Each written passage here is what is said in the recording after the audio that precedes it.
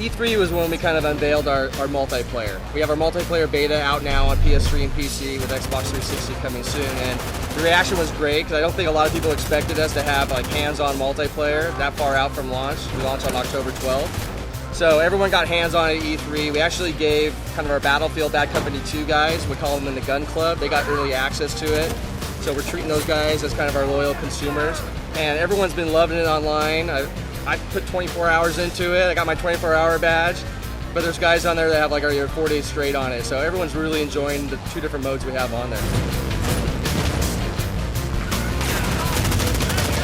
Some of the press and obviously the consumers really feel like it's a really good balance between kind of some of the faster paced competitors out there and what Battlefield brings to it. So it's got that great skill system that Battlefield has, and that ties in perfectly with our Tier 1 operator, these very skilled, operators in the field.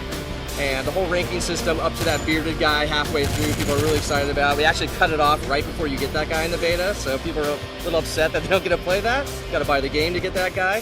But yeah, people are excited about that kind of blend. It's very quick respawns, much faster than a Battlefield game, but still has that kind of tactical feel and kind of that very close combat of Battlefield, and vehicles as well. We have Scalpel and we have Hammer. So the Scalpel is like the Tier 1 operators, right? Every bullet has a purpose. These guys know how to get in. They have limited ammo, usually lighter weapons so they can move. But we also have what's called the Hammer, and this is kind of the US Rangers. These are the guys that are coming in on the big Chinooks. This is our Normandy in the desert, right? They're landing on the Shinnecock Valley. Lots and lots of guys, bigger guns, including the SAW that we're seeing here today. And really, they're not quite the precision type war. They're in there for the big army. They're in there to get in and clear guys out. But they can't exist without the Tier 1 operators. So we've heard loud and clear from our operators that says they have a lot of respect for the US Army Rangers, because these are the guys that come get them when they've been compromised. And the Rangers have a lot of respect for the Tier 1 guys, because if the Tier 1 guys weren't in there, they would get into situations where the enemy was all around them. It really is about the reboot of the franchise. It's been around for 11 years, always been in World War II, and always about that story of the soldier, right? So, to be honest with you, World War II is not quite as relevant maybe as it has been in the past. It's been done quite a bit. So we knew that we needed to go to a new theater of war, and we had this great relationship with this one Tier 1 operator. So he was able to come in very early. We told him about this story. This early days of Afghanistan takes place in 2002 in Afghanistan, in the Shinnecock Valley. This guy was there, so he was the perfect guy to have on board. And by getting his trust over probably about a year of just showing him of like how we're going to design it, he really brought in these other operators. You might ask, like, why do these guys want their stories told? They're very quiet. You never hear about them. They're not in the news ever. But they know the story's going to be told by somebody, and if it's told by like maybe a film production house or someone that doesn't have the resources that we have, it's going to be wrong. They don't want that to happen. So they found the partner that they trust with EA, and specifically our executive producer and our team at EA LA, and that gives us a resource that really allows us to tell a unique story that hasn't been told before.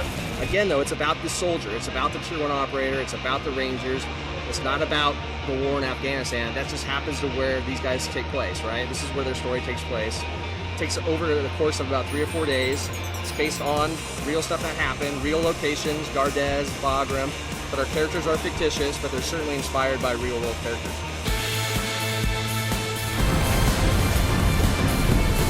We just announced our limited edition. It's really important to understand that this is the same price as the standard edition. So we're not charging anybody more for the content. We have great content in there, including the MP7 weapon, which we've worked with our Tier 1 consultant guys, and we're like, okay, what weapon do you guys really favor when you go out in the field? And certainly was the MP7 is one of their favorites. And then also we have early access to shotguns. So the MP7 is a unique weapon. You can't rank up to it. A lot of other collector's editions give you early access to stuff, but if you play long enough, you'll get it. So this MP7 is, you just got to go buy the game in the first couple weeks while the limited edition is out. We're not charging you any more money for it. You just got to be one of the first ones to get it, and you'll be able to run around with this MP7 and no one else will ever get that gun. We also have early access to different shotguns, so you really get a day one advantage by picking up the limited edition. Get down!